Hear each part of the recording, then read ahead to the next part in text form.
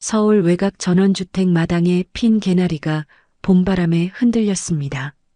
박정혜는 노란 고무장갑을 낀 채 마당 한켠에 자리 잡은 작은 텃밭에 무릎을 꿇고 앉아 있었어요.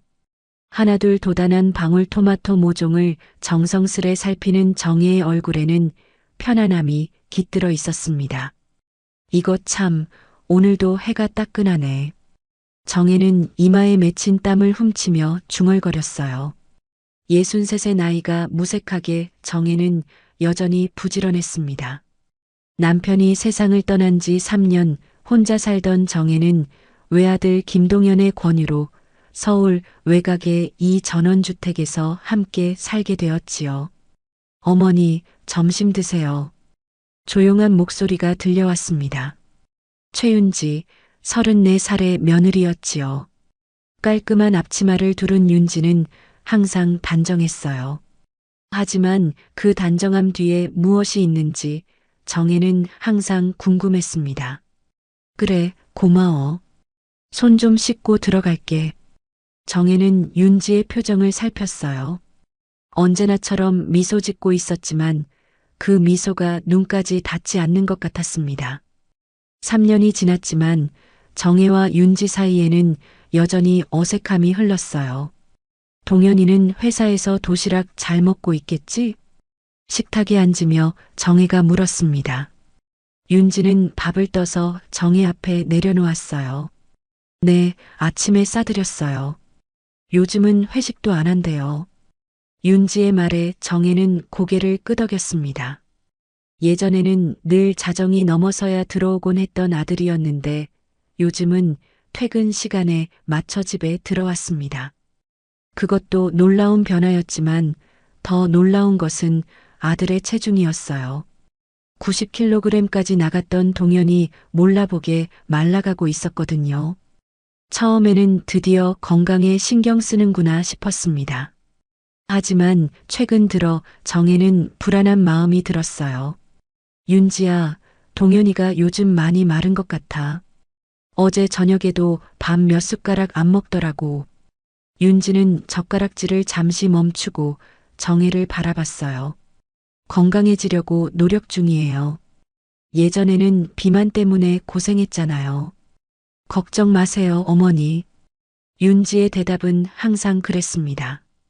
깔끔하고 문제없어 보이고 그러면서도 뭔가 석연치 않은. 정혜는 속으로 한숨을 내쉬었어요. 오후 정혜는 동네 친구 김영숙을 만났습니다. 65의 영숙은 정혜보다 2살 많았지만 동네에서 가장 활력 넘치는 인물이었지요. 정혜야, 너네 아들 요새 많이 야위었다며? 어제 마트에서 봤는데 예전 모습이 아니더라. 영숙의 눈은 항상 동네의 모든 것을 놓치지 않았어요. 정혜는 고개를 끄덕였습니다. 그러게, 너무 많이 빠진 것 같아. 이건 건강하게 빠진 게 아닌데. 얼굴이 창백하고 눈빛도 예전 같지 않아. 정혜의 말에 영숙은 몸을 숙여 귓속말을 했어요. 정혜야, 너 그 집 CCTV 달았지? 요즘 세상 무서운 거 너도 알지? 영숙의 말에 정혜는 놀랐습니다. CCTV라니 그런 생각은 해본 적이 없었어요. 저녁이 되자 동현이 돌아왔습니다. 정혜는 아들의 모습을 보고 가슴이 아팠어요. 예전에 통통하고 건강하던 모습은 온데간데 없고 뼈만 앙상한 얼굴에 생기 없는 눈빛이었습니다. 동현아, 엄마가 내 좋아하는 갈비찜 했어. 많이 먹어. 정혜가 갈비찜을 내밀자 동현은 미소를 지었지만 그 미소가 힘겹게 느껴졌습니다. 고마워요, 엄마. 근데 저 오늘 점심을 많이 먹어서. 정혜는 속으로 생각했어요. 어쩌다 저렇게 삐쩍 마른 걸까? 요새 왜 저녁도 잘 안 먹는 것 같고 직장 스트레스인가? 정혜의 마음속에는 불안감이 커져갔습니다. 그리고 영숙의 말이 계속해서 맴돌았어요. 요즘 세상 무서운 거 너도 알지. 다음 날 아침 정혜는 평소보다 일찍 일어났습니다. 동현이 출근 준비를 하는 소리에 잠에서 깼어요. 정혜는 슬그머니 방문을 열고 복도로 나갔습니다. 화장실에서 들리는 기이한 소리. 정혜는 얼어붙었어요. 구역질하는 소리였습니다. 동현아, 괜찮니? 정혜가 화장실 문을 두드렸어요. 잠시 후 동현이 창백한 얼굴로 문을 열었습니다. 아, 엄마. 네, 괜찮아요. 그냥 체한 것 같아요. 동현의 말투는 평소와 같았지만 그 눈빛은 달랐어요. 뭔가 숨기는 듯한 두려움이 가득한 눈빛. 정혜는 가슴이 철렁 내려앉았습니다. 아침 먹고 가. 오늘은 일찍 가봐야 해요. 윤지가 도시락 싸줬으니까 걱정 마세요. 동현은 서둘러 집을 나섰어요. 정혜는 아들의 뒷모습을 바라보며 한숨을 쉬었습니다. 90kg이던 아들이 이제는 60kg도 채 되지 않아 보였거든요. 오전 10시 정혜는 마당 화단에 물을 주고 있었습니다. 그때 윤지가 현관문을 열고 나왔어요. 어머니, 저 잠깐 마트 다녀올게요. 필요한 거 있으세요? 윤지의 말에 정혜는 고개를 저었습니다. 아니, 없어. 그냥 다녀와. 윤지가 떠나자 정혜는 문득 아들 방이 궁금해졌어요. 침실로 향한 정혜는 조심스레 아들 부부의 방문을 열었습니다. 깔끔하게 정돈된 방. 그런데 서랍장 위에 놓인 작은 약병들이 눈에 띄었어요. 이게 뭐지? 정혜는 약병을 집어들었습니다. 라벨에는 다이어트 보조제라고 적혀 있었어요. 그런데 다른 약병에는 라벨이 없었습니다. 정혜는 불안감을 느꼈어요. 그리고 침대 밑에서 발견한 것은 더 충격적이었습니다. 우울증 치료제. 정혜는 놀라 약병을 떨어뜨렸어요. 동현이가 우울증 약을 복용하고 있었다니. 그런데 왜 자신에게는 말하지 않았을까요? 그날 오후 정혜는 동네 친구 영숙에게 전화를 걸었습니다. 영숙아, 내가 오늘 동현이 방에서 우울증 약을 발견했어. 그런데 윤지는 나한테 아무 말도 안 했어. 영숙의 목소리가 심각해졌어요. 정혜야, 내가 어제 뭐라고 했니? 요즘 세상이 무섭다니까. 특히 젊은 부부들 사이에서 이상한 일들이 많아. 내 조카 며느리도 그렇게 남편 성격 바꿔놓으려고 약 먹였다더라. 정혜는 전화를 끊고 깊은 생각에 잠겼습니다. 그때 현관문 소리가 들렸어요. 윤지였습니다.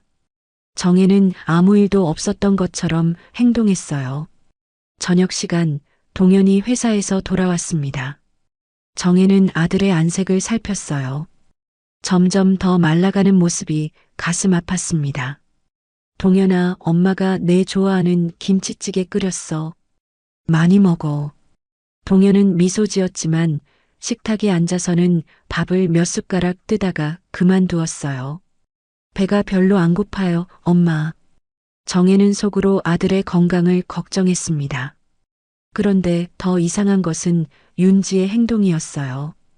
윤지는 동현의 식사량을 계속 지켜보고 있었고 동현이 밥을 덜 먹을 때마다 안도하는 듯한 표정을 짓고 있었습니다. 다음 날 정혜는 마트에 간다고 나섰습니다. 하지만 지갑을 깜빡했다는 것을 깨닫고 다시 집으로 돌아왔어요. 현관문을 열자 이상할 정도로 조용한 집안. 그리고 식탁에는 아무것도 없었습니다.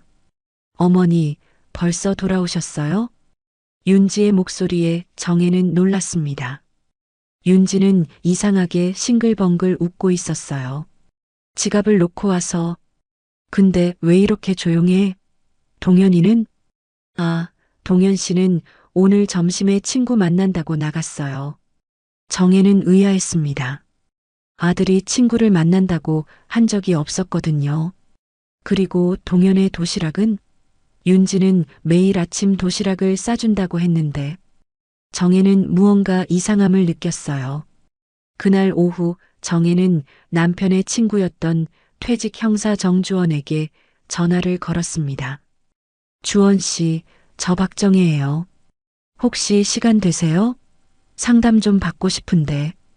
주원의 집은 동네에서 멀지 않았습니다. 정혜는 주원에게 모든 상황을 설명했어요. 우리 동현이가 갑자기 살이 너무 많이 빠졌어요. 그리고 오늘 우울증 약도 발견했고, 윤지도 이상해요. 동현이 식사량을 계속 체크하는 것 같고, 정주원은 심각한 표정으로 정혜의 말을 들었습니다. 45의 전직 형사 주원은 한참을 생각하더니 말했어요. 정혜 씨, 요즘 그런다더라. 며느리가 남편 몰래 식단 조절한답시고 뭐 이상한 걸 넣는 경우도 있다더군. CCTV 달아봐. 내가 직접 눈으로 봐. 정혜는 놀랐습니다.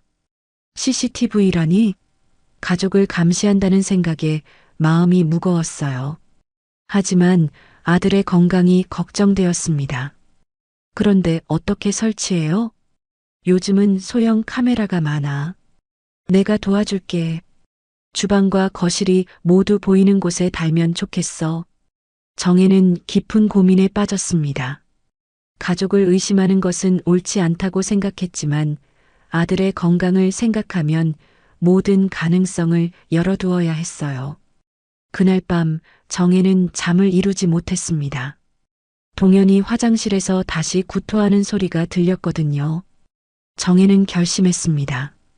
아들을 위해서라면 어떤 일도 할 수 있었어요. 다음 날 정혜는 주원의 도움으로 주방과 거실이 모두 보이는 작은 선반 위에 소형 CCTV를 설치했습니다. 이제 정혜는 진실을 알게 될 것이었어요. 며칠 후 화요일 아침 정혜는 일부러 이른 시간에 밖으로 나갔습니다. 텃밭 좀 돌보고 올게. 윤지에게 말한 뒤 정혜는 마당으로 나갔어요. 하지만 사실 정혜의 발걸음은 옆집 영숙의 집으로 향했습니다. 어제 주원에게서 받은 태블릿이 가방 속에 있었거든요. 이 태블릿으로 집에 설치한 CCTV를 실시간으로 볼 수 있었습니다. 왔네. 얼른 들어와. 영숙은 정혜를 맞이하며 말했어요. 두 사람은 거실 소파에 나란히 앉았습니다. 정혜는 떨리는 손으로 태블릿을 켰어요. 몰래 이러는 게 맞는 걸까? 정혜가 불안한 목소리로 물었습니다. 영숙은 정혜의 손을 꼭 잡았어요. 정혜야, 내 아들 살리는 일이야. 괜찮아. 화면에 주방이 보였습니다. 윤지가 뭔가를 준비하고 있었어요. 도시락이었습니다. 동현의 점심 도시락을 싸고 있었지요. 윤지의 행동은 평범해 보였어요. 밥을 넣고 반찬을 담고 별일 없는 것 같은데? 영숙이 중얼거렸습니다. 그때였어요. 윤지가 작은 서랍을 열었습니다. 그곳에서 갈색 유리병을 꺼냈어요. 윤지는 주변을 한번 둘러본 뒤 도시락 소스에 몇 방울을 떨어뜨렸습니다. 저게 뭐지? 정혜가 숨을 죽이며 물었어요.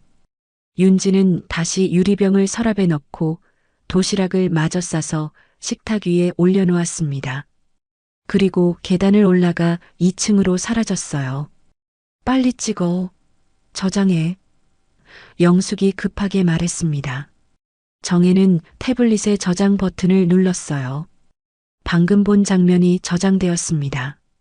두 사람은 충격에 말을 잇지 못했어요. 1시간쯤 지났을까 동현이 계단을 내려왔습니다. 출근 준비를 마친 듯 했어요. 동현은 식탁에 놓인 도시락을 가방에 넣었습니다. 윤지가 웃으며 동현에게 다가갔어요. 오늘도 점심 잘 챙겨 먹어요.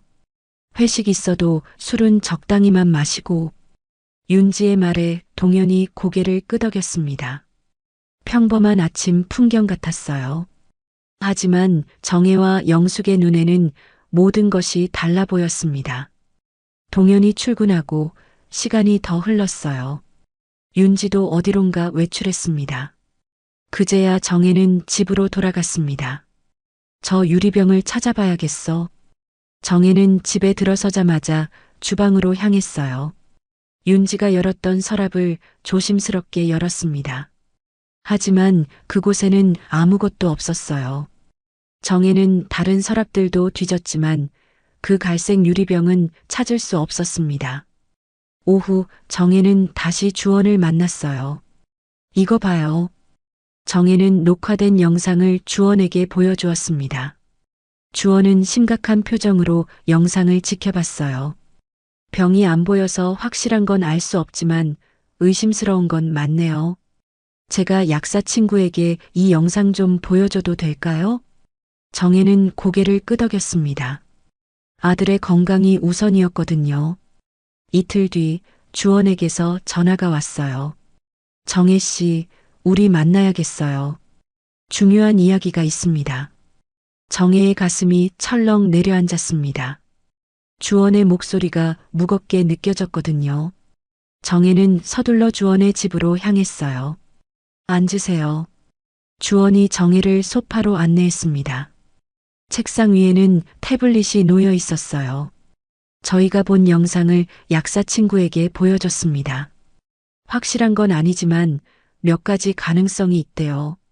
그런데 가장 유력한 건 주원은 잠시 말을 멈추고 깊은 한숨을 내쉬었어요. 정혜 씨, 그거 식욕억제제예요. 그것도 고용량. 간 수치 망가지는 거 시간 문제래요. 정혜는 충격에 몸을 떨었습니다. 식욕억제제라니. 윤지가 동현에게 약을 타고 있었다니. 정혜의 머릿속이 하얘졌어요. 그럴 리가. 어떻게 그럴 수가. 정혜의 눈에서 눈물이 흘러내렸습니다. 주원은 조용히 정혜의 어깨를 토닥였어요. 더 확실한 증거를 모아야 합니다. 계속 CCTV로 지켜보세요. 그리고 이 약물이 정확히 무엇인지 확인할 방법도 찾아봐야 해요.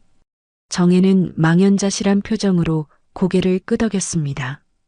집으로 돌아가는 길, 정혜의 발걸음은 무거웠어요. 어떻게 며느리가 이럴 수 있을까? 사랑하는 남편에게 몰래 약을 먹인다니. 정혜는 도저히 이해할 수 없었습니다. 그날 밤 정혜는 잠을 이루지 못했어요. 새벽 2시 불현듯 정혜는 2층에서 소리가 들렸다는 것을 깨달았습니다. 정혜는 조용히 침대에서 일어나 방문을 열었어요. 화장실에서 불빛이 새어나왔습니다. 정혜는 조심스럽게 화장실 쪽으로 걸어갔어요. 문이 살짝 열려 있었습니다. 그 틈으로 정혜는 안을 들여다봤어요. 동현이 변기 앞에 무릎을 꿇고 구토하고 있었습니다.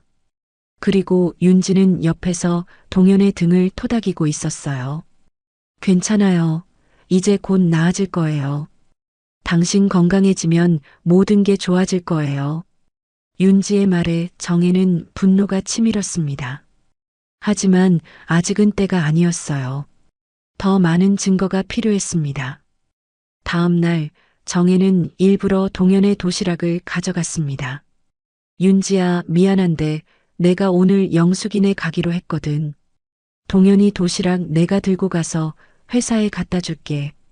윤지의 표정이 순간 굳었어요. 하지만 이내 미소를 지었습니다. 아, 네 어머니. 근데 제가 갖다 줘도. 아니야, 내가 갈게. 어차피 영숙이네 집이 동현이 회사 근처잖아. 정혜는 단호하게 말했어요. 윤지는 더 이상 말리지 못했습니다. 정혜는 도시락을 들고 집을 나섰어요. 하지만 정혜의 발걸음은 동현의 회사가 아닌 주원의 집으로 향했습니다. 주원은 이미 약사 친구를 불러놓고 정혜를 기다리고 있었어요. 이게 오늘 윤지가 싼 도시락이에요. 이거 좀 검사해 주세요. 약사는 도시락의 음식을 몇 가지 샘플로 채취해 간단한 검사를 시작했습니다. 잠시 후 약사의 표정이 심각해졌어요. 네, 확실합니다. 이건 고농도 식욕억제제예요. 장기간 복용하면 심각한 부작용이 생길 수 있습니다. 특히 간 기능에. 정혜는 CCTV 녹화본과 도시락 검사 결과를 USB에 담았습니다. 이제 윤지와 대면할 때가 왔어요. 정혜는 떨리는 손으로 현관문을 열었습니다. 집안은 고요했어요. 정혜는 부엌으로 향했습니다. 윤지가 그곳에 있었어요. 뭔가를 만들고 있었습니다. 정혜는 잠시 망설였어요. 하지만 아들을 생각하면 물러설 수 없었습니다. 윤지야. 윤지는 놀란 듯 고개를 돌렸어요. 하지만 곧 미소를 지었습니다. 어머니, 벌써 오셨어요? 동현 씨 도시락 잘 전해주셨어요? 정혜는 깊은 숨을 들이마셨습니다. 그리고 주방 테이블 위에 USB를 올려놓았어요. 이거 봐야겠어. 윤지는 의아한 표정으로 USB를 바라봤습니다. 그때 정혜가 노트북을 열었어요. 그리고 USB를 꽂았습니다. 화면에 CCTV 영상이 나타났어요. 주방에서 도시락을 싸는 윤지의 모습, 그리고 갈색 병에서 몇 방울의 액체를 떨어뜨리는 장면. 윤지의 얼굴이 창백해졌습니다. 하지만 곧 평정을 되찾은 듯 했어요. 어머니, 그거 보셨어요? 그게 왜 나쁜 건데요? 정혜는 윤지의 반응에 놀랐습니다. 예상치 못한 대답이었어요. 윤지는 전혀 당황하지 않는 것 같았습니다. 이게 무슨 소리니? 내가 동현이 음식에 약을 탔잖아. 이게 얼마나 위험한 짓인지 알기는 해? 정혜의 목소리가 떨렸어요. 분노와 두려움이 뒤섞인 목소리였습니다. 윤지는 천천히 의자에 앉았어요. 어머니, 전 동현 씨를 위해서 한 일이에요. 동현 씨가 얼마나 자기 몸매 때문에 스트레스 받았는지 아세요? 회사에서도 비만 때문에 놀림받고 승진도 늦어지고. 정혜는 믿을 수 없다는 표정으로 윤지를 바라봤습니다. 윤지의 말이 이해되지 않았어요.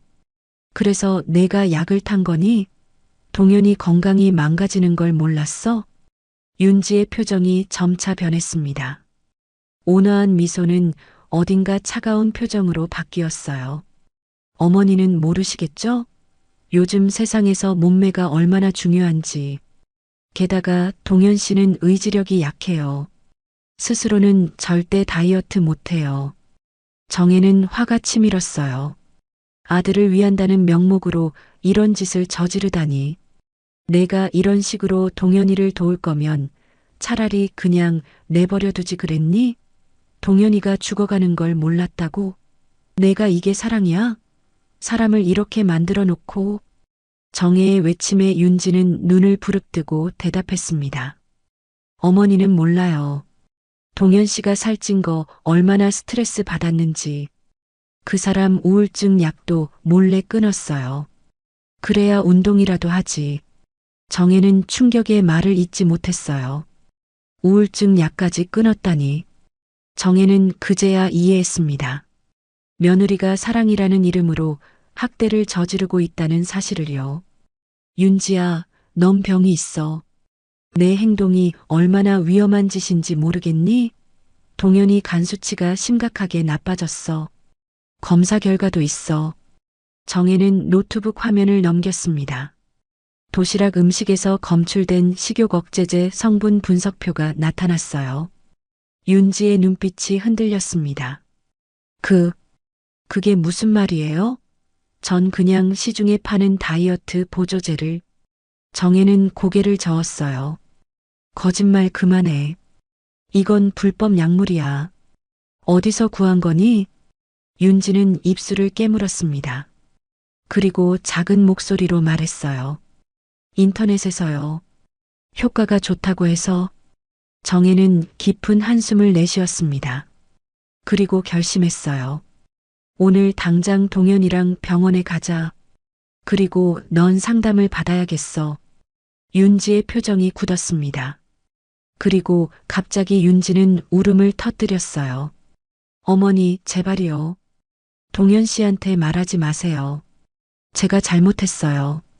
다시는 안 그럴게요. 정혜는 단호했습니다. 이미 많은 피해가 생겼어요. 정혜는 윤지의 애원을 무시하고 동현에게 전화를 걸었습니다. 동현아, 지금 집에 와야겠어. 중요한 이야기가 있어.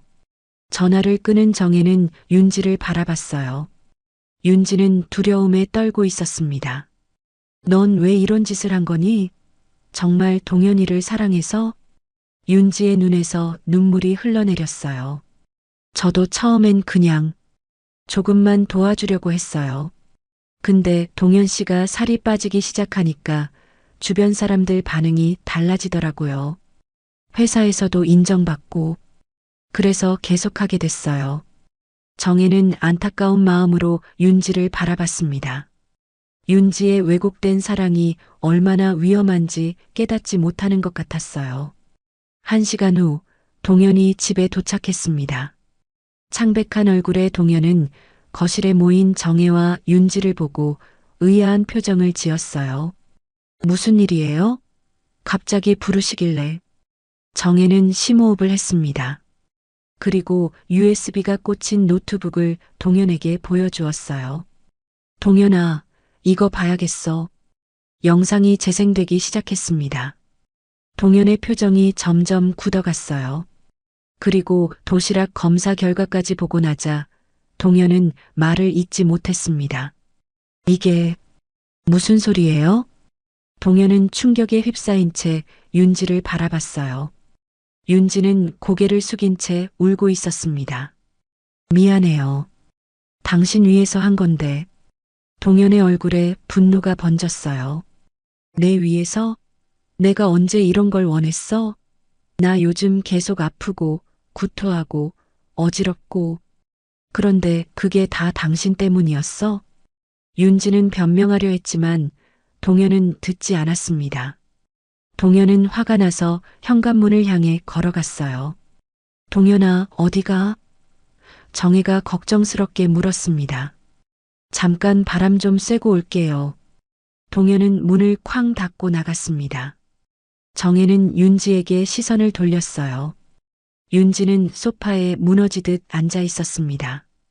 윤지야, 넌 치료가 필요해. 이건 사랑이 아니야. 넌 동현이를 통제하려고 했어. 그게 얼마나 위험한 일인지 모르겠니? 윤지는 흐느끼며 고개를 끄덕였습니다. 그때 정혜의 전화가 울렸어요. 주원이었습니다. 정혜 씨, 건강검진 예약했어요. 내일 아침 9시. 동현 씨 모시고 꼭 오세요. 정혜는 통화를 마치고 윤지에게 말했어요. 내일 우리 모두 병원에 가자. 동현이 건강검진도 하고 너도 상담을 받아야겠어. 윤지는 아무 말 없이 고개를 끄덕였습니다. 정혜는 창밖을 바라봤어요. 어둠이 내리고 있었습니다. 동현이 무사히 돌아오길 바라는 마음뿐이었어요. 다음 날 아침 정혜는 일찍 일어났습니다. 하지만 동현의 방은 비어 있었어요. 어젯밤에 돌아오지 않은 것 같았습니다. 정혜는 불안한 마음으로 동현에게 전화를 걸었지만 전화는 꺼져 있었어요. 윤지야, 동현이 안 들어왔어. 윤지도 걱정스러운 표정이었습니다. 두 사람은 동현의 친구들에게 연락해 보았지만 아무도 동현을 보지 못했다고 했어요. 정혜는 병원 예약을 미루고 주원에게 전화했습니다. 주원 씨, 우리 동현이가 어젯밤부터 안 들어왔어요. 어떡해요? 주원은 즉시 도움을 약속했어요. 정혜 씨, 걱정 마세요. 제가 찾아볼게요. 동현 씨 차량 번호 알려주세요. 정혜는 떨리는 목소리로 동현의 차량 번호를 알려주었습니다. 그리고 기다림이 시작되었어요. 새벽 2시, 정혜는 거실 소파에 앉아 창밖을 바라보고 있었습니다. 어두운 밤하늘에 별 하나 보이지 않았어요. 정혜의 눈은 이미 충혈되어 있었습니다. 동현이 사라진 지 12시간이 지났어요. 전화는 계속 꺼져 있었고 차도 없어졌습니다. 어머니, 차라도 한 잔 드세요. 윤지가 따뜻한 차를 내밀었어요. 정혜는 말없이 받아들었습니다. 윤지의 눈가는 눈물로 붉어져 있었어요. 윤지는 말을 아끼고 눈물만 훔쳤습니다. 정혜는 차를 한 모금 마시고 내려놓았어요. 차가운 기운이 온몸을 감쌌습니다. 그때 현관벨이 울렸어요. 정혜는 벌떡 일어났습니다. 윤지도 급히 현관으로 달려갔어요. 문을 열자 주원이 서 있었습니다. 피곤한 표정이었지만 희망적인 눈빛이었어요. 정혜 씨, 뭔가 단서를 찾았습니다. 동현 씨 핸드폰 위치 추적이 안 되니까 교통 CCTV를 확인했어요. 어젯밤 11시쯤 동현 씨 차가 북쪽 방향으로 가는 게 포착됐습니다. 정혜는 긴장한 표정으로 주원을 바라봤어요. 어디로 갔을까요? 지금으로선 확실치 않습니다만 제 생각엔 혹시 주원은 말을 고르는 듯 했어요. 동현 씨가 예전에 즐겨 찾던 곳이 있나요? 특별히 의미 있는 장소라든지. 정혜는 잠시 생각에 잠겼습니다. 동현이 어디로 갔을까? 그때 정혜의 뇌리에 스쳐 지나가는 기억이 있었어요. 맞다. 동현이 아버지와 자주 갔던 낚시터가 있어요. 안성 쪽 저수지 근처에. 주원의 눈이 반짝였습니다. 주소 아세요? 정혜는 고개를 저었어요. 하지만 곧 기억해냈습니다. 정확한 주소는 모르지만 안성 큰골 저수지라고 불렀어요. 남편이 생전에 동현이랑 자주 갔던 곳이에요. 주원은 즉시 휴대폰을 꺼내 지도 앱을 열었습니다. 안성 큰골 저수지를 검색했어요. 찾았습니다. 여기서 1시간 정도 거리네요. 지금 바로 가봐야겠습니다. 정혜가 벌떡 일어났어요. 저도 같이 갈게요. 정혜 씨, 지금은 새벽이라 위험할 수 있어요. 제가 먼저 가볼게요. 하지만 정혜는 단호했습니다. 아니에요. 제 아들이에요. 저도 가야 해요. 결국 주원은 고개를 끄덕였어요. 윤지도 함께 가겠다고 했지만 정혜는 단호하게 거절했습니다. 넌 집에 있어. 동현이 돌아올 수도 있잖아. 사실은 정혜가 윤지와 함께 있고 싶지 않았어요. 아직 윤지를 보면 분노가 치밀었거든요. 새벽 3시 정혜와 주원은 차를 타고 안성으로 향했습니다. 도로는 텅 비어 있었어요. 정혜는 창밖을 내다보며 아들을 생각했습니다. 내가 조금만 더 일찍 알았더라면. 후회가 밀려왔어요. 주원은 조용히 운전에 집중했습니다. 한참 후 주원이 입을 열었어요. 정혜 씨, 너무 자책하지 마세요. 누구도 이런 일이 벌어질 줄 몰랐잖아요. 정혜는 고개를 끄덕였지만 가슴속 무거운 돌덩이는 사라지지 않았습니다. 새벽 4시 그들은 안성 큰골 저수지에 도착했어요. 어두운 밤이라 저수지 주변은 칠흑같이 어두웠습니다. 주원은 차에서 손전등을 꺼냈어요. 조심해서 둘러봅시다. 둘은 저수지 주변을 천천히 걸었습니다. 아무것도 보이지 않았어요. 희미한 달빛만이 물 위에 반사되고 있었습니다. 그때 주원이 멈춰 섰어요. 저기 뭔가 있는 것 같은데요. 주원이 손전등을 비춘 곳에 차 한 대가 보였습니다. 정혜는 심장이 쿵쾅거리는 것을 느꼈어요. 동현의 차였습니다. 동현아. 정혜가 소리쳤어요. 하지만 대답은 없었습니다. 주원은 차 주변을 살폈어요. 차 문은 잠겨 있었고 안에는 아무도 없었습니다. 정혜는 점점 더 불안해졌어요. 동현이가 어디 있는 거지? 저수지에 빠진 건 아니겠죠? 정혜의 목소리가 떨렸습니다. 주원은 침착하게 주변을 둘러보았어요. 주변에 낚시터나 오두막 같은 건 없나요? 정혜는 필사적으로 기억을 더듬었습니다. 그리고 문득 생각났어요. 맞아요. 저쪽에 작은 낚시 오두막이 있었어요. 정혜는 저수지 건너편을 가리켰습니다. 주원은 즉시 그쪽으로 발길을 돌렸어요. 두 사람은 서둘러 걸었습니다. 저수지를 한 바퀴 돌아 반대편에 이르자 작은 나무 오두막이 보였어요. 저기에요. 정혜가 달려갔습니다. 오두막 문은 살짝 열려 있었어요. 정혜는 떨리는 손으로 문을 밀었습니다. 동현아. 오두막 안은 어두웠어요.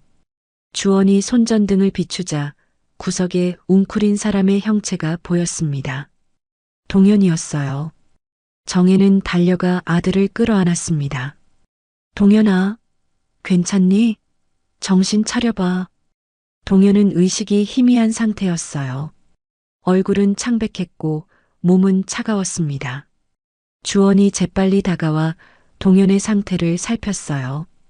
맥박이 약하지만 있습니다. 빨리 병원으로 데려가야 해요. 주원은 동현을 업고 오두막을 나섰습니다. 정혜도 급히 따라 나갔어요. 두 사람은 동현을 차에 태우고 가까운 병원으로 향했습니다. 새벽 5시 30분, 그들은 안성의 한 종합병원 응급실에 도착했어요. 의료진이 급히 동현을 맞이했습니다. 환자 상태가 어떻게 됩니까? 의사가 물었습니다. 정혜가 떨리는 목소리로 대답했어요. 제 아들인데 식욕 억제제를 몰래 먹였대요. 그리고 어젯밤부터 실종됐다가 저수지 근처 오두막에서 찾았어요. 의사는 심각한 표정으로 고개를 끄덕였습니다. 그리고 동현은 응급실로 실려갔어요. 정혜는 대기실 의자에 힘없이 주저앉았습니다. 주원이 옆에 앉아 정혜의 어깨를 토닥였어요. 괜찮을 거예요. 다행히 빨리 찾았잖아요. 정혜의 눈에서 눈물이 흘러내렸습니다. 다행이에요.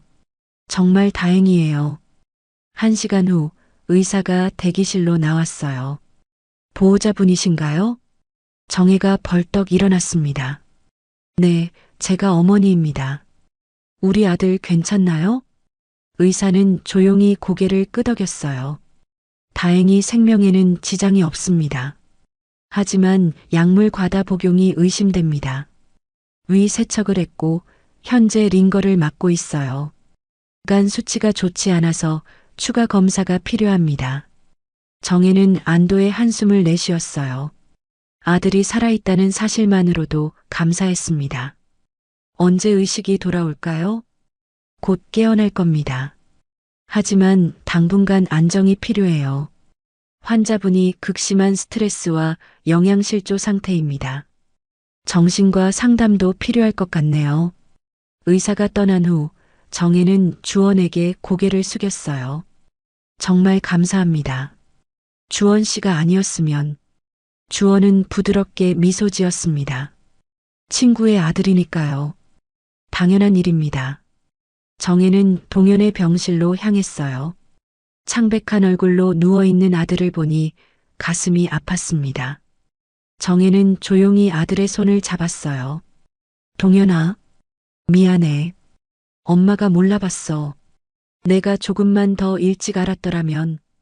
정혜는 아들의 손을 잡고 오열했습니다. 주원은 조용히 병실 밖에 서 있었어요. 아침 8시 윤지에게서 전화가 왔습니다. 어머니, 동현 씨는 어떤가요? 찾으셨어요? 정혜는 차가운 목소리로 대답했어요. 찾았어. 지금 안성 종합병원이야. 동현이는 다행히 살았다만 상태가 좋지 않아. 윤지의 흐느끼는 소리가 전화기 너머로 들려왔습니다. 제가 지금 바로 가겠습니다. 정혜는 한숨을 내쉬었어요. 아니, 오지 마. 지금은 동현이 안정이 필요해. 넌 치료가 필요해, 윤지야. 내가 한 일이 얼마나 심각한 건지 알고 있니? 윤지는 계속 흐느꼈어요. 정말 죄송해요, 어머니. 저는 그저 동현 씨를 위해서 사랑한다고 이런 짓을 한 거니? 동현이 거의 죽을 뻔했어. 정혜의 목소리가 떨렸습니다. 윤지의 흐느낌은 점점 커졌어요. 정신과 의사 선생님 찾아가. 내가 먼저 치료를 받아야 우리가 앞으로 어떻게 할지 결정할 수 있을 거야. 정혜는 전화를 끊었습니다. 그리고 다시 동현의 손을 잡았어요. 동현의 속눈썹이 살짝 떨렸습니다. 정혜는 숨을 멈추고 기다렸어요. 서서히 동현의 눈이 열렸습니다. 엄마. 동현의 목소리는 아주 작고 약했어요. 정혜는 눈물을 참으며 미소 지었습니다. 그래, 엄마야. 다행이다, 동현아. 동현은 천천히 주변을 살폈어요. 여기가 어디예요? 병원이야.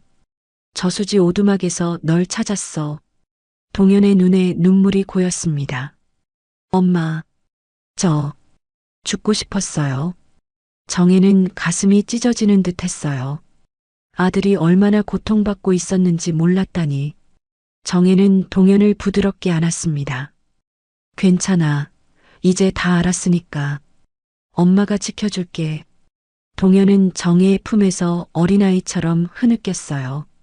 그 모습을 보며 정혜는 다짐했습니다. 이제부터는 더 강하게, 더 현명하게 아들을 지켜야겠다고요. 흰 병실 창문으로 봄볕이 비쳐들었습니다.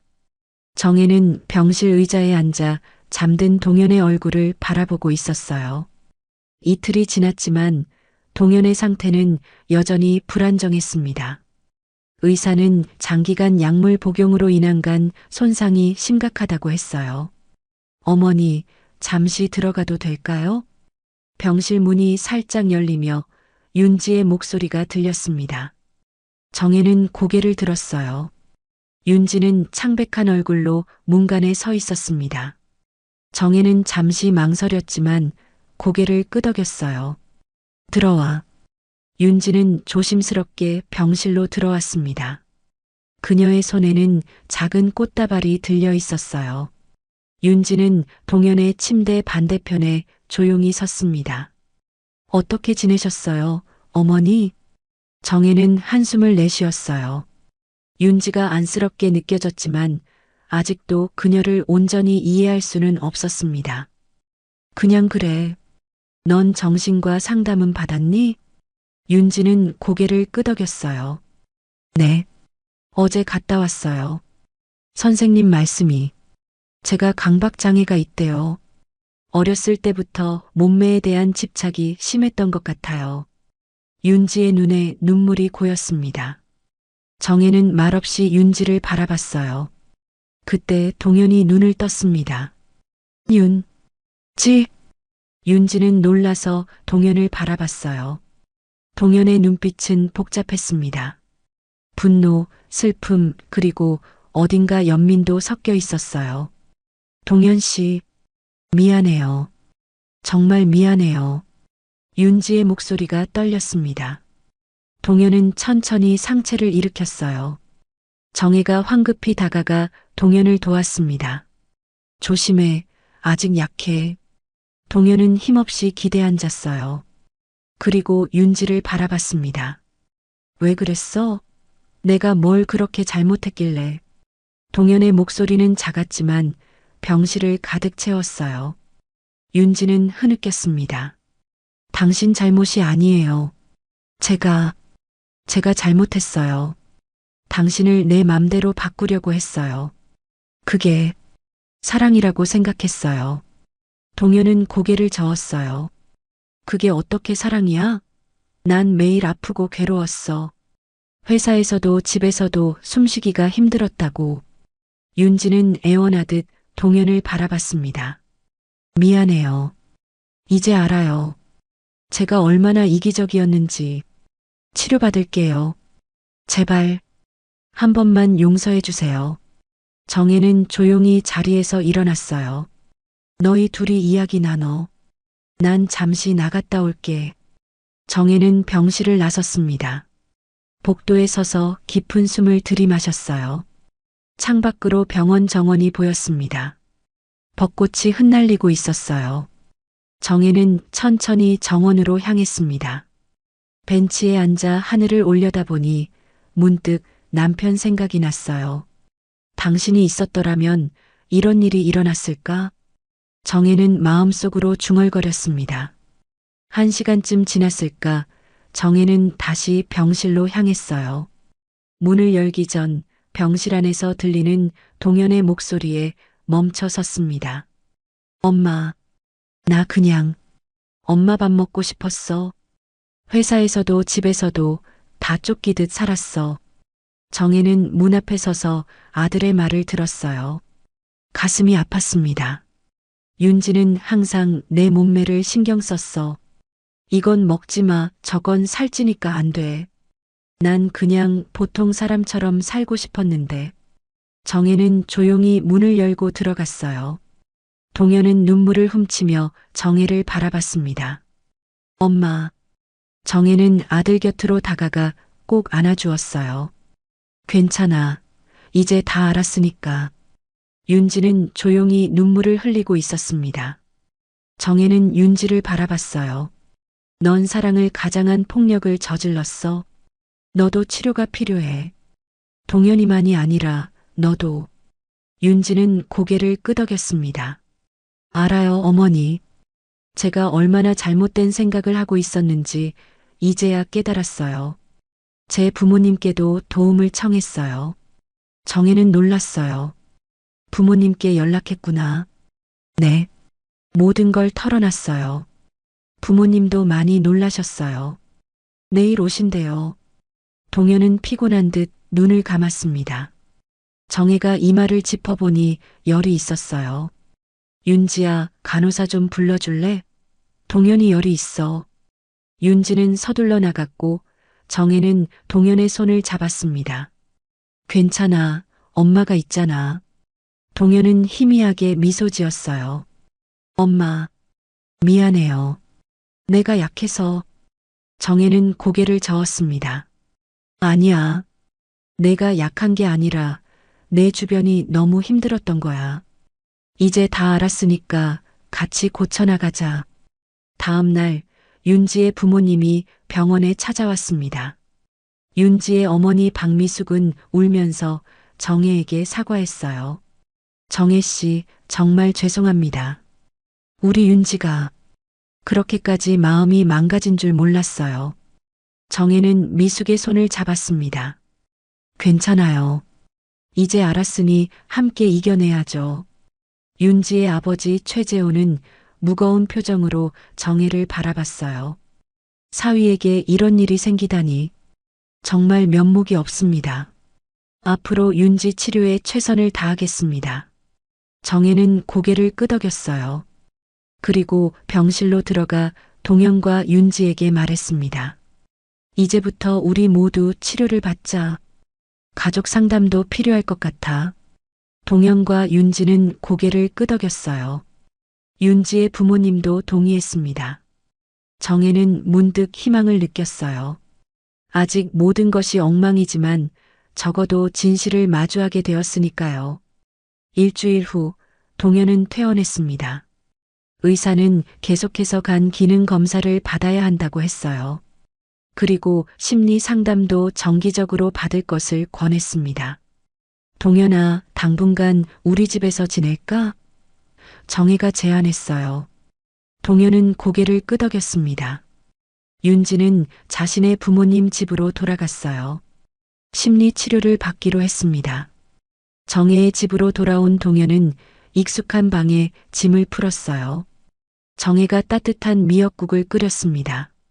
동현아, 밥 먹자. 식탁에 앉은 동현은 오랜만에 편안한 표정이었어요. 정혜가 내민 밥과 국을 바라보며 동현이 말했습니다. 엄마, 이거 오랜만이다. 엄마 음식. 정혜는 미소 지었어요. 많이 먹어. 건강해져야지. 동현은 천천히 숟가락을 들었습니다. 그리고 오랜만에 맛있게 식사를 했어요. 정혜는 아들이 밥을 먹는 모습을 보며 눈물을 참았습니다. 저녁이 되자 정혜와 동현은 마당에 나와 별을 바라봤어요. 엄마, 나 잘할 수 있을까? 동현의 물음에 정혜는 고개를 끄덕였습니다. 당연하지. 넌 강한 아이야. 아빠를 닮았거든. 동현은 미소 지었어요. 그리고 오랜만에 편안한 숨을 내쉬었습니다. 엄마, 나 좀 쉬어도 될까? 회사도 좀 쉬고. 정혜는 동현의 손을 잡았어요. 그래, 쉬자. 같이 안성 시골집에 가볼까? 거기서 좀 요양하면서. 동현의 눈이 반짝였습니다. 정말요? 그럼 좋겠다. 거기 가면 아빠 생각도 나고. 정혜는 아들을 꼭 안아주었어요. 그동안 얼마나 힘들었을까. 정혜는 아들의 아픔을 이제야 진정으로 느낄 수 있었습니다. 다음 날 정혜는 윤지에게 전화했어요. 윤지야, 어떻게 지내니? 윤지의 목소리는 조용했습니다. 네, 어머니. 상담 잘 받고 있어요. 선생님 말씀이 제가 어릴 때부터 외모에 대한 강박이 심했대요. 그게 동현 씨에게까지 투영된 거래요. 정혜는 한숨을 내쉬었어요. 그래. 넌 지금 치료에 집중해. 우린 당분간 안성에 있을 거야. 네, 어머니. 동현 씨한테 정말 미안하다고 전해주세요. 정혜는 전화를 끊었습니다. 그리고 안성으로 갈 준비를 시작했어요. 정혜의 마음에는 무거운 돌덩이가 하나 내려졌습니다. 이제 진실을 알았으니 모두가 치유될 수 있을 거라는 희망이 생겼거든요. 동현은 창밖을 바라보며 말했습니다. 엄마, 앞으로 어떻게 될까? 정혜는 미소 지었어요. 천천히 나아질 거야. 서두를 필요 없어. 우리 같이 가는 거니까. 동현은 고개를 끄덕였습니다. 그리고 오랜만에 환하게 웃었어요. 그 미소를 보며 정혜는 확신했습니다. 아무리 어두운 터널도 끝은 있다는 것을요. 안성 시골집은 봄빛으로 가득했습니다. 마당에 피어난 진달래가 바람에 하늘거렸어요.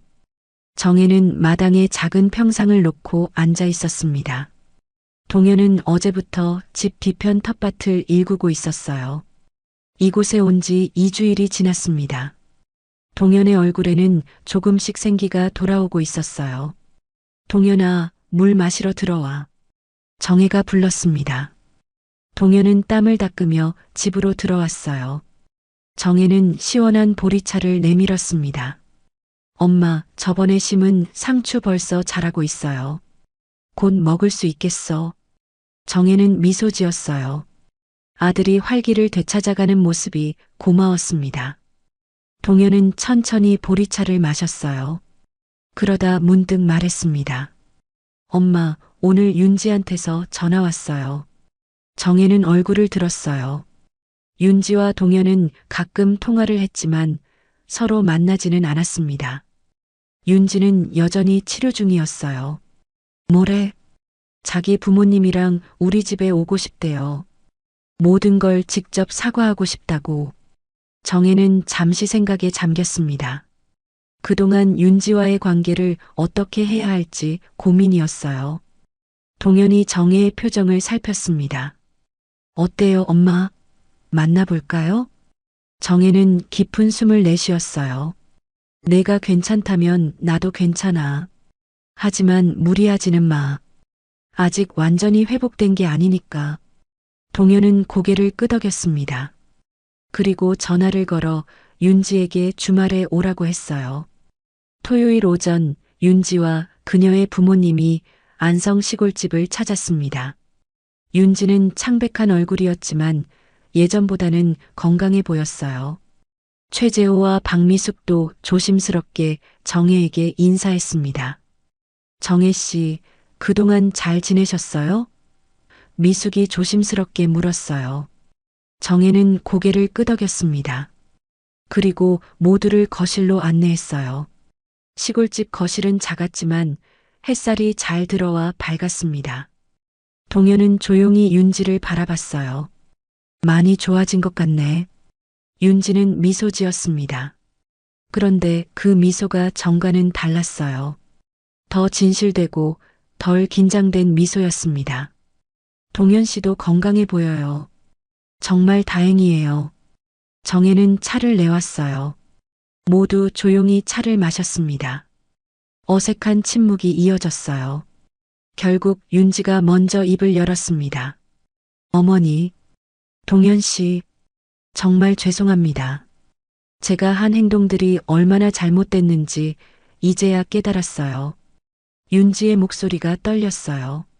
정혜는 말없이 윤지를 바라봤습니다. 제가 어렸을 때부터 외모에 집착해 왔어요. 항상 날씬해야 한다는 강박이 있었죠. 그게 동현 씨에게까지 투영된 거예요. 제가 동현 씨를 통제하려고 했던 거죠. 윤지의 눈에서 눈물이 흘러내렸습니다. 그녀의 부모님도 고개를 숙였어요. 우리도 미처 몰랐습니다. 재호가 무거운 목소리로 말했어요. 윤지가 어릴 때부터 외모에 신경을 많이 썼지만 이런 강박이 있는 줄은 몰랐어요. 미숙이 덧붙였습니다. 제가 항상 윤지한테 살찌면 안 된다고 말했거든요.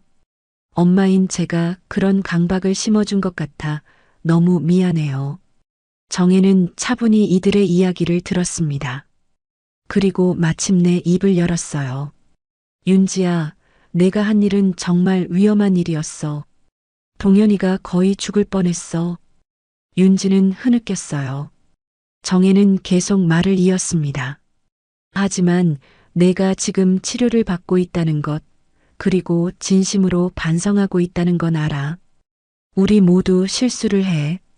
중요한 건 그 실수를 인정하고 바로잡으려는 노력이야. 동현이 조용히 윤지의 손을 잡았어요. 나도 화가 많이 났었어. 하지만 이제는 이해하려고 해. 우리 둘 다 치유가 필요한 것 같아. 윤지는 놀란 듯 동현을 바라봤습니다. 그녀는 용서받을 거라고 예상하지 못했던 것 같았어요. 정말요? 동현은 고개를 끄덕였습니다. 응. 하지만 시간이 필요해. 우리 관계가 예전처럼 될진 모르겠어. 그건 천천히 생각해보자. 윤지는 눈물을 닦았어요. 그리고 고개를 끄덕였습니다. 네, 이해해요. 제가 먼저 온전히 회복되어야 해요. 정혜는 이들의 대화를 들으며 안도했어요. 아들이 생각보다 성숙하게 상황을 받아들이고 있었습니다. 그때 재호가 말했어요. 정혜 씨, 저희가 한 가지 제안을 드리고 싶습니다. 정혜는 의아한 표정으로 재호를 바라봤어요. 윤지의 치료비와 동현 씨의 치료비 모두 저희가 부담하고 싶습니다. 그리고 동현 씨가 완전히 회복될 때까지 필요한 모든 비용도요. 정혜는 놀랐어요. 그런 제안은 예상하지 못했습니다. 그건 너무 과한 것 같은데요. 미숙이 정혜의 손을 잡았어요. 아니에요, 정혜 씨. 우리 윤지가 저지른 일에 대한 최소한의 책임이에요. 제발 받아주세요. 정혜는 동현을 바라봤습니다. 동현은 조용히 고개를 끄덕였어요. 정혜는 한숨을 내쉬었습니다. 알겠어요.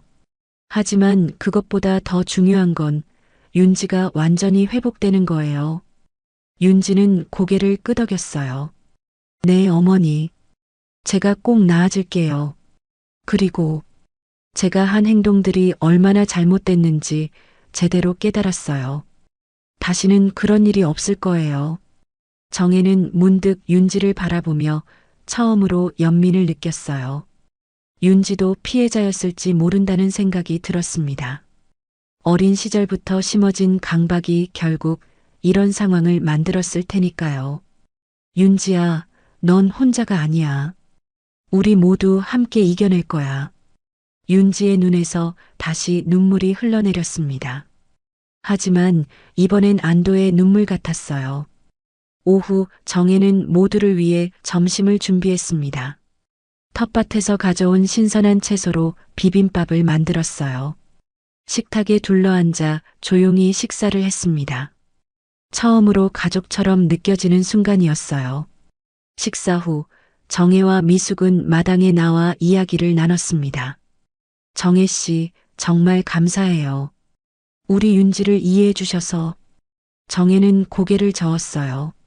미숙 씨, 우리 모두 실수를 해요. 중요한 건 그 실수를 인정하고 바로잡는 거죠. 미숙은 눈물을 훔쳤습니다. 제가 윤지를 키울 때 많이 잘못했어요. 항상 날씬함을 강조했거든요. 살찌면 안 된다. 예쁘려면 참아야 한다. 그런 말들이 윤지에게 상처를 줬던 것 같아요. 정혜는 미숙의 어깨를 토닥였어요. 괜찮아요. 이제 알았으니 함께 고쳐나가면 돼요. 집안에서는 동현과 윤지, 그리고 재호가 이야기를 나누고 있었습니다. 정혜는 창문을 통해 그들을 바라봤어요. 아직은 어색했지만 적어도 대화는 하고 있었습니다. 저녁이 되자 윤지의 가족은 돌아갈 준비를 했어요. 현관에서 인사를 나누며 윤지가 정혜에게 물었습니다. 어머니, 저희 다음 주에도 와도 될까요? 가족 상담을 같이 받아보면 어떨까 해서요. 정혜는 잠시 생각하다 고개를 끄덕였어요. 그래, 좋은 생각이야. 같이 상담을 받아보자. 윤지는 미소 지었습니다. 그리고 조심스럽게 정혜에게 인사했어요. 감사합니다, 어머니. 차가 떠나고 정혜와 동현은 마당에 서서 석양을 바라봤습니다. 괜찮았어, 동현아? 정혜가 물었어요. 동현은 고개를 끄덕였습니다. 네, 생각보다 괜찮았어요. 윤지가 많이 달라진 것 같아요. 정혜는 아들의 어깨를 감쌌어요. 너도 많이 성숙해졌구나. 동현은 미소 지었습니다. 그리고 깊은 숨을 내쉬었어요. 엄마, 이제 난 괜찮을 것 같아요. 시간이 좀 걸리겠지만. 정혜는 고개를 끄덕였습니다. 그리고 아들과 함께 집 안으로 들어갔어요. 저녁 밥상을 준비하며 정혜는 생각했습니다. 아직 모든 것이 완벽하진 않지만 적어도 진실을 마주하고 함께 나아갈 준비가 되었다는 것. 그것만으로도 충분했어요. 그날 밤 정혜는 오랜만에 편안한 잠을 이룰 수 있었습니다. 내일은 더 나은 날이 될 거라는 희망을 품고요. 일주일 후 정혜는 동현과 함께 서울로 올라갔어요. 윤지와 그녀의 부모님과 함께 가족 상담을 받기로 했습니다. 상담사는 차분하게 모두의 이야기를 들었어요. 여러분 모두 큰 상처를 입었습니다. 하지만 함께 이야기하고 서로를 이해하려는 노력이 중요해요. 상담이 끝난 후 정혜는 윤지에게 말했어요. 윤지야, 넌 정말 많이 달라졌구나. 윤지는 눈물을 참으며 고개를 끄덕였습니다. 네, 어머니. 제가 얼마나 잘못된 생각을 하고 있었는지 이제 알아요. 치료를 통해 제 자신을 더 이해하게 됐어요. 정혜는 문득 윤지를 안아주고 싶은 마음이 들었습니다. 하지만 아직은 때가 아니었어요. 그래도 조금씩 나아지고 있다는 것만으로도 감사했습니다. 동현과 윤지는 따로 대화를 나눴어요. 정혜는 그들을 지켜보며 생각했습니다. 이제야 진짜 가족이 되어가는 걸까? 정혜의 마음은 이제 한결 가벼워졌어요. 진실을 마주하고 그 진실을 통해 모두가 성장해가는 과정. 그것이 진정한 가족의 의미일지도 모른다고 생각했습니다. 석 달이 지났습니다. 안성 시골집 마당에는 여름 햇살이 가득했어요. 정혜는 텃밭에서 방금 딴 고추를 바구니에 담고 있었습니다. 땀이 이마를 타고 흘러내렸지만 정혜의 얼굴은 평온했어요. 지난 몇 달간의 시간이 정혜에게 많은 것을 가르쳐 주었거든요. 어머니, 수건 가져왔어요. 정혜는 고개를 들었습니다. 윤지가 미소 지으며 다가오고 있었어요. 정혜는 고마운 마음으로 수건을 받았습니다. 고마워, 윤지야. 정혜는 이마에 땀을 닦았어요. 윤지는 정혜 옆에 쪼그려 앉아 고추를 함께 담았습니다. 윤지의 얼굴도 평화로워 보였어요. 치료를 통해 많이 달라진 모습이었습니다. 오늘 점심은 제가 준비할게요. 동현 씨가 좋아하는 된장찌개 끓일 거예요. 정혜는 미소 지었어요. 윤지가 요리하는 모습은 이제 자연스러워졌습니다. 더 이상 음식에 약을 타거나 칼로리를 집착적으로 계산하지 않았어요. 윤지도 치료를 통해 많이 나아졌거든요. 그래, 오늘은 내가 해봐. 내가 옆에서 도울게. 두 사람은 함께 집 안으로 들어갔습니다. 거실에서는 동현이 노트북으로 무언가를 열심히 하고 있었어요. 동현의 모습도 많이 달라졌습니다. 건강하게 살이 돌아와 예전의 모습을 되찾았어요. 과도하게 살이 찐 것도 아니고 지나치게 마른 것도 아닌 건강한 상태였습니다. 동현아, 뭐해? 정혜가 물었어요. 동현은 고개를 들고 미소 지었습니다. 회사 복귀 준비 중이에요. 다음 주부터 출근하거든요. 정혜는 기쁜 마음으로 고개를 끄덕였어요. 동현은 석 달간의 회복 기간을 거쳐 다시 일을 시작하기로 했습니다. 병가를 내고 치료에 집중한 결과 간 기능도 많이 회복되었어요. 점심 준비할 테니 조금만 기다려. 윤지가 말했습니다. 동현은 고개를 끄덕였어요. 그리고 노트북을 덮고 정혜에게 다가왔습니다. 엄마, 뭐 도와드릴까요? 정혜는 고개를 저었어요. 아니야, 넌 쉬고 있어.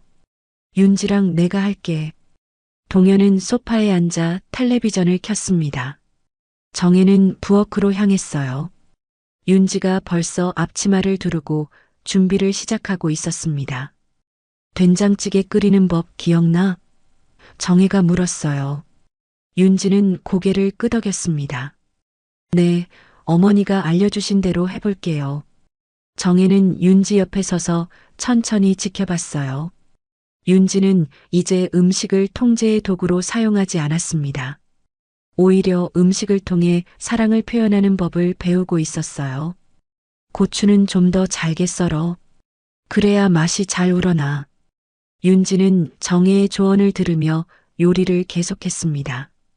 두 사람 사이에는 이제 조금씩 신뢰가 쌓이고 있었어요. 1시간 후 밥상이 차려졌습니다. 된장찌개, 갓 지은 밥, 그리고 텃밭에서 딴 채소로 만든 반찬들. 정혜, 동현, 윤지가 식탁에 둘러앉았어요. 잘 먹겠습니다. 세 사람이 함께 인사했습니다. 동현은 조심스레 된장찌개를 한 숟가락 떠먹었어요. 그리고 미소 지었습니다. 맛있네. 윤지가 만든 거 맞아? 윤지는 수줍게 웃었어요. 어머니가 많이 도와주셨어. 정혜는 두 사람을 바라보며 따뜻한 마음이 들었습니다. 모든 상처가 완전히 아물지는 않았지만 적어도 함께 밥을 먹을 수 있을 만큼 관계가 회복되었어요. 식사를 마친 후 세 사람은 마당에 나와 앉았습니다. 여름 오후에 따사로운 햇살이 내리쬐었어요. 다음 주면 서울로 돌아가네. 정혜가 말했습니다. 동현과 윤지는 고개를 끄덕였어요. 그동안 안성 시골집에서 지내며 많은 것이 달라졌습니다. 동현의 건강은 회복되었고 윤지도 치료를 통해 많이 나아졌어요. 정혜 역시 아들 내외와의 관계를 새롭게 정립했습니다. 서울에 돌아가면 어떻게 지낼 계획이에요? 정혜가 물었어요. 동현과 윤지는 서로를 바라봤습니다. 그리고 동현이 말했어요. 일단은 따로 지낼 생각이에요. 윤지는 부모님 댁에서, 저는 회사 근처 원룸에서요. 그렇게 서로 시간을 좀 더 가지려고요. 정혜는 고개를 끄덕였습니다. 현명한 결정이라고 생각했어요. 저희가 완전히 회복되기까지는 시간이 더 필요해요. 윤지가 말했습니다. 서로를 더 이해하고 또 각자의 문제도 해결해야 하니까요. 정혜는 두 사람의 성숙한 태도에 감동했어요. 처음 이 사건이 터졌을 때는 모든 것이 끝난 줄 알았습니다. 하지만 이제는 새로운 시작이 가능해 보였어요. 그래, 서두를 필요 없어. 천천히 나아가면 돼. 세 사람은 한동안 조용히 앉아 있었습니다. 마당에 핀 해바라기가 바람에 살짝 흔들렸어요. 정혜는 문득 남편 생각이 났습니다. 당신이 있었더라면 어땠을까? 하지만 이제는 그런 생각이 아프지만은 않았어요. 저녁이 되자 정혜는 부엌으로 향했습니다. 수육을 삶기로 했어요. 동현이 좋아하는 음식이니까요. 동현은 정혜를 따라 부엌으로 왔습니다. 엄마, 제가 돕고 싶어요. 수육 썰게요. 정혜는 미소 지었어요. 아들이 요리에 관심을 보이는 것은 처음이었습니다. 그래, 이렇게 칼을 쥐고. 정혜는 동현에게 수육 써는 법을 가르쳤어요. 윤지도 곁에서 김치를 썰며 거들었습니다. 세 사람은 함께 웃으며 저녁을 준비했어요. 오랜만에 찾아온 진정한 가족의 모습이었습니다. 저녁 식사 후 정혜는 마루에 앉아 창밖을 바라봤어요. 별이 총총 빛나는 밤하늘이 아름다웠습니다. 동현이 옆에 와 앉았어요. 엄마, 이제 괜찮아요? 정혜는 미소 지었습니다. 그래, 이제 괜찮아. 너는? 동현은 깊은 숨을 내쉬었어요. 저도요. 아직 완전하지는 않지만 많이 나아졌어요. 윤지도 정말 열심히 노력하고 있고요. 정혜는 아들의 손을 잡았습니다. 동현의 손은 따뜻했어요. 사랑이란 있는 그대로 봐주는 거야. 고치려 하지 않아도 그 사람을 믿고 기다려주는 것. 그게 진짜 가족이더라. 동현은 고개를 끄덕였어요. 그리고 문득 물었습니다. 엄마, 서울에 돌아가면 어떻게 하실 거예요? 예전처럼 우리 집에서 같이 사실래요? 정혜는 잠시 생각에 잠겼다가 고개를 저었어요. 아니, 난 당분간 여기 있을래. 너희들도 시간이 필요하고 나도 나만의 시간이 필요해. 가끔 보면 되지 뭐. 동현은 아쉬운 표정을 지었지만 이해한다는 듯 고개를 끄덕였습니다. 그래도 자주 찾아뵐게요. 정혜는 미소 지었어요. 그리고 아들을 살짝 안아주었습니다. 그래, 그렇게 하자.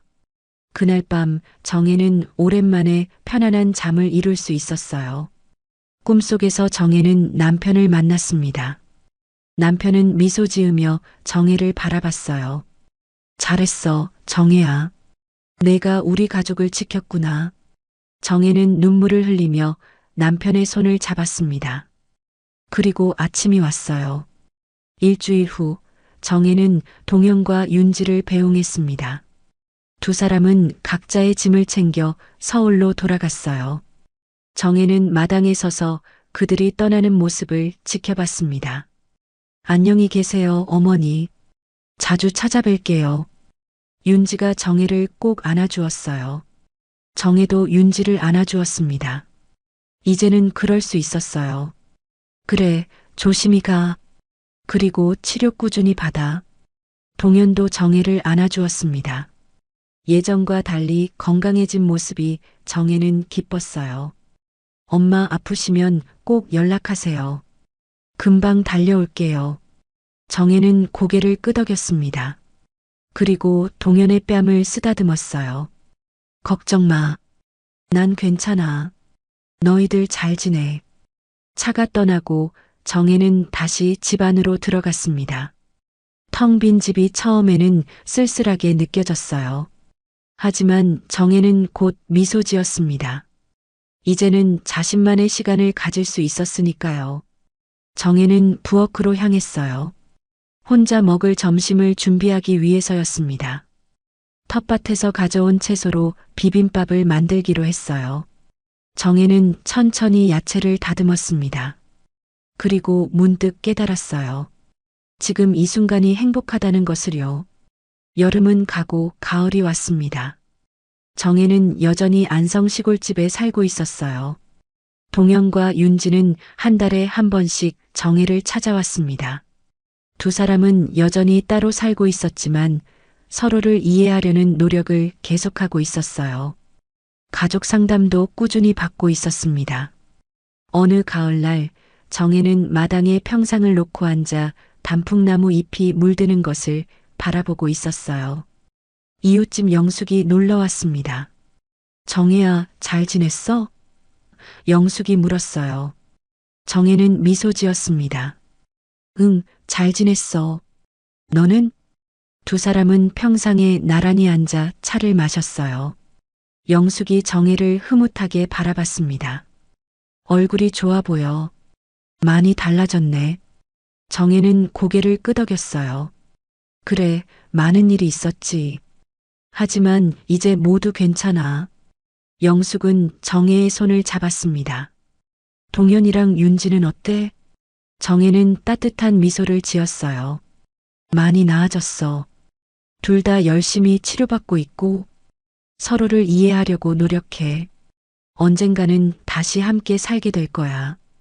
영숙은 감탄했습니다. 대단하다, 정혜야. 그런 큰일을 겪고도 가족이 다시 뭉칠 수 있다니. 정혜는 하늘을 바라봤어요. 푸른 가을 하늘에 구름이 천천히 흘러갔습니다. 사람은 변할 수 있어. 상처를 주기도 하지만 치유할 수도 있지. 우리 가족이 그걸 배웠어. 영숙은 감동한 듯 정혜를 바라봤어요. 두 사람은 오랫동안 이야기를 나눴습니다. 해가 저물 때쯤 영숙은 집으로 돌아갔어요. 정혜는 혼자 남아 저녁을 준비했습니다. 텃밭에서 가져온 배추로 국을 끓였어요. 정혜는 남편이 좋아했던 그릇에 국을 담았습니다. 그리고 혼자 식탁에 앉았어요. 잘 먹겠습니다. 정혜의 목소리가 고요한 집안에 울렸습니다. 이제는 혼자 있어도 외롭지 않았어요. 정혜는 천천히 식사를 했습니다. 그리고 문득 떠올렸어요. 다음 주면 동현과 윤지가 또 찾아올 거라는 것을요. 정혜는 미소 지었습니다. 밖에서는 가을바람이 불었어요. 정혜는 창밖을 바라보며 생각했습니다. 인생은 계속된다고요.